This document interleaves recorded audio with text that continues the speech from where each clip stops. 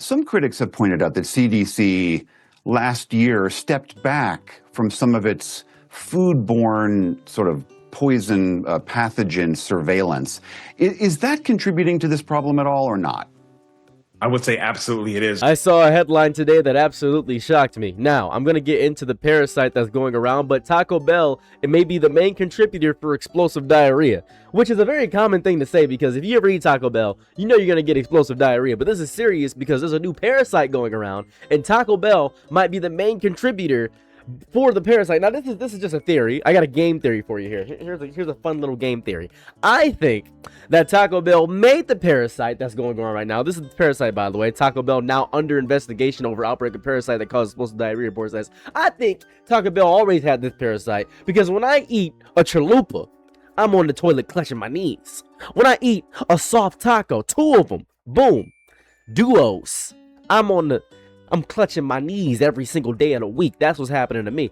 I don't know, and it's going crazy with. I'm really confused by this. Taco Bell may be entangled in a widespread outbreak of parasitic gastrointestinal illness linked to a contaminated produce, according to a news report. Now, what's happening here, and I'll talk about this later, is the CDC actually got a bunch of layoffs, and I'll go into the PBS recording of the CDC layoffs and things of that variety. But this is really serious because Taco Bell may be at the forefront of a diarrhea outbreak, which is something I expected to see, actually. This is so normal. This is so normal. If you've ever had the beauty, if you ever heard that bell toll, if you ever heard the fat lady sing, you know Taco Bell is in your stomach and in your guts. And the instant you hear that Taco Bell, the instant you grab a bite of that 5-layer beef bean burrito, as soon as you put your lips around it, your stomach is right, and ooh, your mouth is right, and checks it can't cash to your asshole. You can feel it. You can feel the rumigation. You're gripping.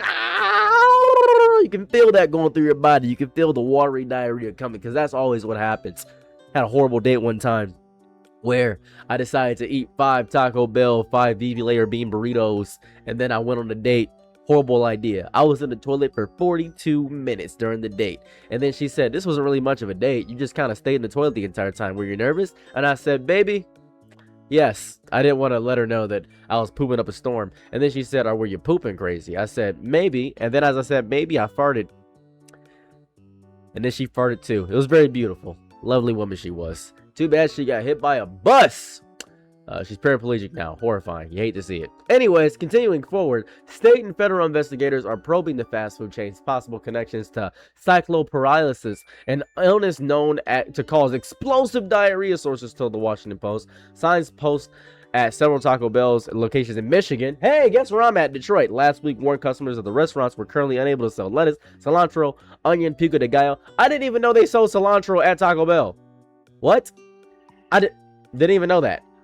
And due to why show, okay, as of Tuesday, Michigan officials have reported So that's the situation there. Now then, let's get into some more important stuff. This is a very important health update if you're in one of the 31 states that are probably going to be mentioned in this video. Not quite sure what the states exactly are, but there is an outbreak going on if you eat lettuce or fresh produce. It seems to be linked more so to lettuce. It's a parasite that I have in my body at the current moment, and it's giving me explosive diarrhea. It is horrifying. I almost passed out on the toilet because of how bad it was. It hurts like crazy, and it's a big outbreak going on, especially in the Michigan area, the Midwest. So this is the parasite right here. We're gonna watch this together collectively as a family and as a unit in order to get a better idea of the parasite. I know you guys wouldn't know about this on your own, so I'll provide some fun little commentary throughout it as we go along and listen to this very, very, very bald man.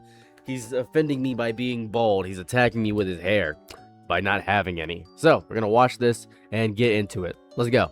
Reporting cases of a parasitic intestinal disease that is making life miserable for those who contract it. And while the U.S. has seen outbreaks of cyclosporiasis in the past, the some 4,000 reported cases this summer are much higher than normal and raising real concerns about the illness. William Brangham has more on what you need to know. So this is important. We have been tracking this for a while. We usually get this once a year. It's not really anything crazy. It usually lasts for about 14 days. Not really that nuts. The issue is that the numbers that are happening right now are absolutely asinine. They are astronomical. They are bigger than the future. Oh my goodness, bigger than my future for sure. This is really, really stupid. I'm not really a fan of this in the current day and age. Now, the biggest issue, and they're not going to talk about this in a news broadcast, is that this could have been prevented if we hadn't gotten rid of many people from the CDC. We got a lot of people rid of people from the FDA. We downsized a lot when it came to safety regulations because of the Trump administration. Now, a lot of people are going to say, oh, this is bad. It's because you're just blaming Trump. That's not true. I'm not blaming Trump. I'm telling you exactly what Trump did and what happened when you get rid of safeguards and safety measures. This is what happens. We end up getting parasites. We end up getting no regulation, no oversight. When you get rid of people in the oversight committee, we get rid of this. We get contaminated water. We get things like this. We get outbreaks. This is the consequence of getting rid of people like that. Right now, officials can't pinpoint the exact source or sources of this outbreak. It's a food or waterborne disease. That's bad. Those are the two things I eat the most. Food and water, those are my two favorite things. That's not good. Caused by a parasite, Cyclospora. And pinpointing precisely where it's coming from is a challenge. Michigan is bearing the brunt with more than 2,600 reported cases, including 44 that have landed people in the hospital. Now, if you don't know, I stay in Detroit. Everybody on my street has this. Every single person on my street has this. We all collectively have it right now. It is horrible. Now, the reason we all have it is because we all ate lettuce. I know we all ate lettuce because one of our neighbors were having a cookout, and we all came to the cookout, and we all ate the lettuce, or at least some of the produce. I'm not sure if it was the lettuce or the watermelon or the collard greens. I'm not sure exactly what it was. It was a different kind of collard green. Usually you cook collard greens, but it was a different kind of collard greens. Very interesting phenom going on right now. Joining us to explain what all this means and how to stay healthy is Dr. Omer Awan. He's at the University of Maryland School of Medicine. Why does everybody that has one of these cameras got horrible cameras? I feel as though they should have better cameras. I don't know why. It's as if they're using just their laptop camera. I'm not quite sure. I guess, you know what's crazy? These are actual health officials and people we should be listening to, but you've probably never heard of any of these people in any capacity, because when you see somebody like this, they're not charismatic, they're not entertaining, they're not anybody you listen to. And that's a little bit of a shame, because we're not listening to experts about this stuff. We're listening to conspiracy theorists and whoever the most entertaining person is. And that's not really healthy at all. That's very bad. It's the famous thing where they say, well, per Atrioc, we figured this out. And I'm not saying Atrioc is a bad political commentator. I'm just saying that Atrioc is a streamer as well as a commentator. He's a streamer. So, yeah. Dr. Awan, thank you so much for being here. To start off with, if I were to ingest this parasite, how do I know that I've got it? What are the symptoms people should look out for? Well, the typical symptoms, William, are things like nausea, fatigue, bloating, and of course, explosive watery diarrhea. And that's the symptom that's been getting a lot of attention, because this is really different, because most stomach bugs, usually the watery diarrhea lasts about 2 or 3 days. With the cases of cyclosporiasis, the diarrhea can last weeks, if not months. Yeah, it's bad. It's bad. I've been waking up every single day, just kind of gripping my legs, going crazy, doing an absolute paint job in my bathroom. It has been horrifying. Nonsensical bubble guts. And it doesn't really matter if I eat or don't eat, to be quite honest with you. It just kind of happens. And that's not good, because watery diarrhea will get you highly dehydrated, makes your lips really chapped. And I have to keep water or just Gatorade or something next to me to make sure I don't get completely dehydrated. And that's just not good. It doesn't feel that good. And I like taking a seat, but, you know, of my own accord. It's crazy. And that's what makes this so problematic. And if you have diarrhea for more than perhaps 2 or 3 days, you should really talk to your doctor, get tested, and get treated so that you can feel better. And I understand that the incubation period for the parasite's eggs, once they're in your body, it can take days or even a week or more for you to start showing symptoms, which seems like it makes it very difficult to identify what thing it was that you ate or drank that caused the problem. That's exactly right. The incubation period can be anywhere from 2 days to 14 days. So This is a very sneaky virus, very sneaky. So if you go to any of the hospitals around here, there's the Henry Ford Hospital, there's the Grosse Pointe Hospital in Detroit. Those are the two biggest ones. They're always filled right now because so many people are getting this specific just illness. So many people are getting this specific thing that is not good at all. Now, I don't know exactly when I got it. That's the issue. I don't know exactly when I got it, but my dad has it, my brother has it, I have it.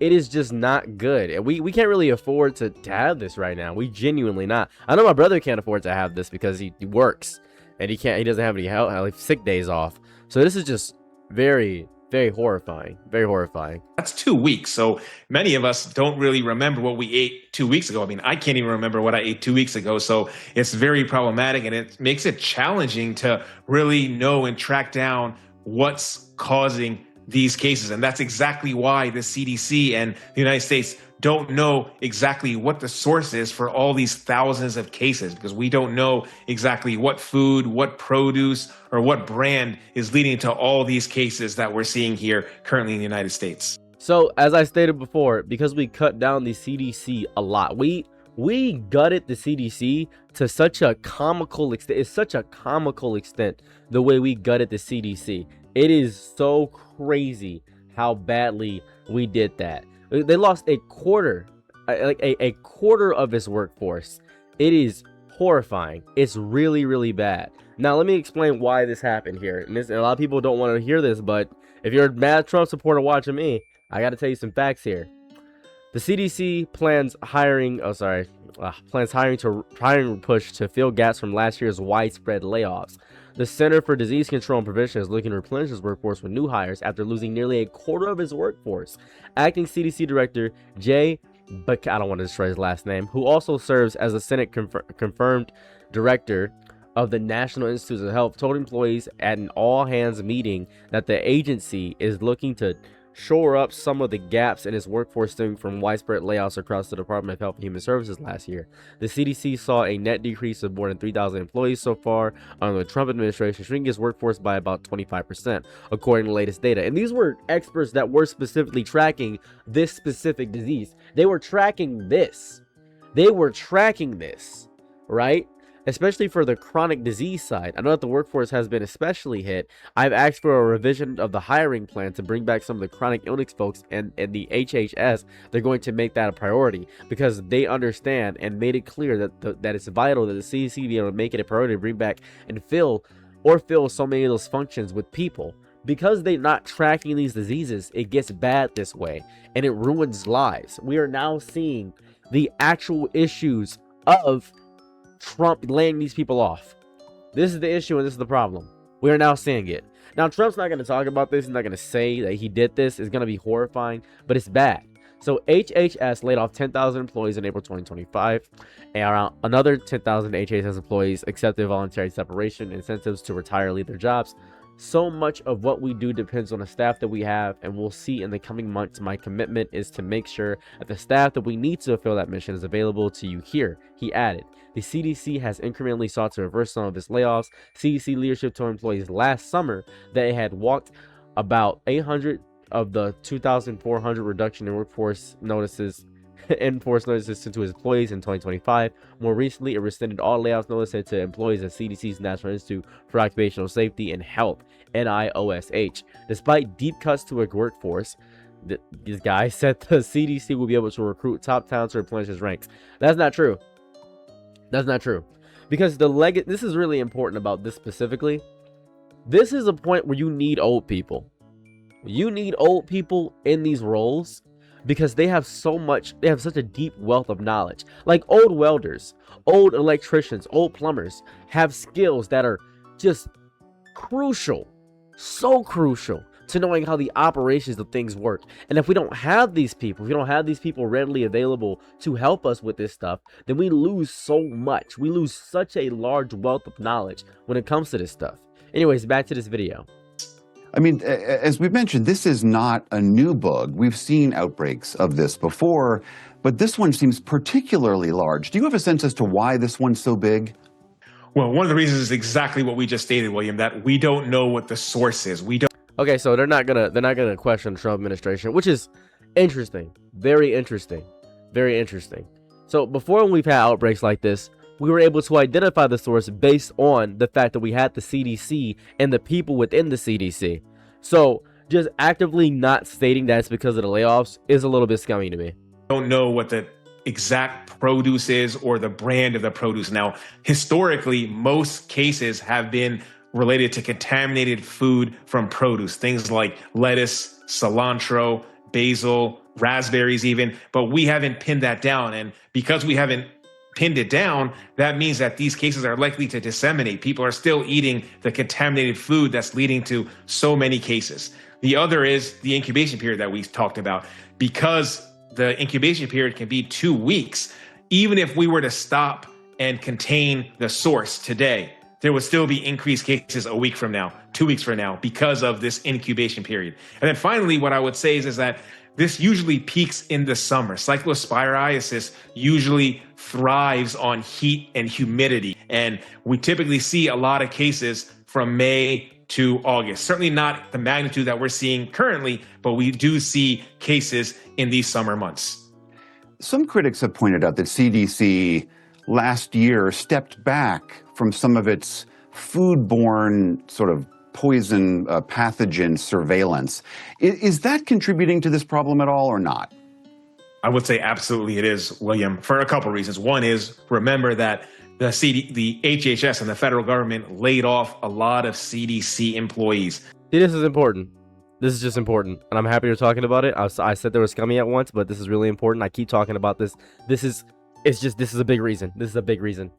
Many of them were the very employees that would track these particular outbreaks. And the other is that from July of 2025 last year, the CDC has no longer required reporting cyclosporiasis. It's become optional to report this to the CDC's Foodborne Disease Active Surveillance Network. So this is precisely why we don't have a good handle of exactly the number of cases. If you remember, the CDC has reported less than 1,000 cases, but we know that there are more than 3,000 or 4,000 cases. I mean, there are more than 2,600 cases in Michigan alone. So this is annoying. Oh my God, Trump is trying to actively take us out. This is crazy. This is crazy to me. States have more of an accurate representation than actually even the federal government, the CDC. So these two reasons are really the main reasons why our response outbreak has really been hampered for cyclosporiasis. You mentioned that people should go see their doctor if they have these symptoms. We should say this is not a fatal illness, and there is an antibiotic treatment for it. But what kinds of things should people do to try to protect themselves? The good news is that there are treatments available. You typically take a antibiotic known as Bactrim for about 7 to 10 days. Overwhelmingly, most people feel much better. Their symptoms resolve with maybe a week treatment of antibiotics. There's a lot of common sense tactics that people can use. One, of course, is just washing your hands for 20 seconds, making sure that we wash produce with running water, making sure you really scrub that produce. This is the doctor method. Why are all these pregnant women dying? We must wash our hands, and maybe that will stop the deaths. It was, what was it, something around the 40% more women, or maybe 80% more women died less during childbirth because doctors washed their hands. It was this crazy work.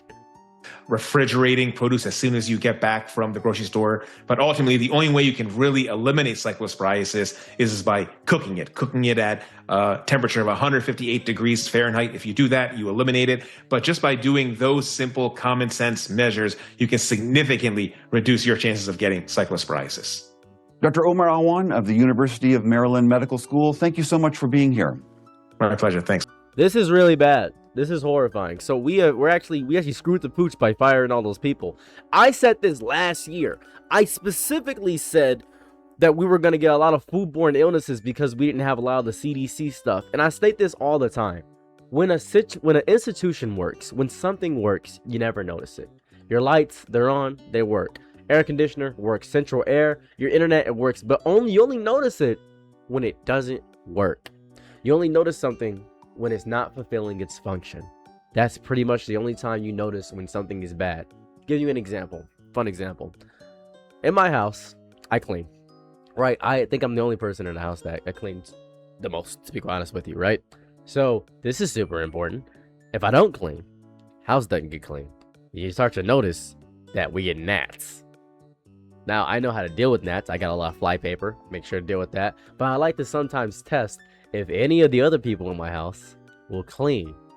And then I have an intervention every 2 weeks to try to get these people to clean. You know what happens? Nothing. Because I get back to cleaning. Because I have to live here. It's the worst feeling on earth. Sorry I trauma dumped a little bit on you. I apologize. But that's what it is. You notice things when they begin to not work. It's very horrifying and agitating and very just messy. Anyways, let me know your favorite fruit or vegetable downs in the comment section below that you're never going to eat again because of this. Anyway, thanks for checking out this video. Please be wary. This is more of a public service announcement. A little bit of sporadic video. I said a lot of same things twice because I did 3 separate recordings and I discovered things throughout the thing. But Taco Bell is making everybody get crazy. Have a lovely day or night wherever you're at, and I'm out. Peace. Bye. I'm your Nick and Night, be my Laurel Angelo. Ooh, happy to try what you need. Your world, I love to live in it. Ooh, I love the ride.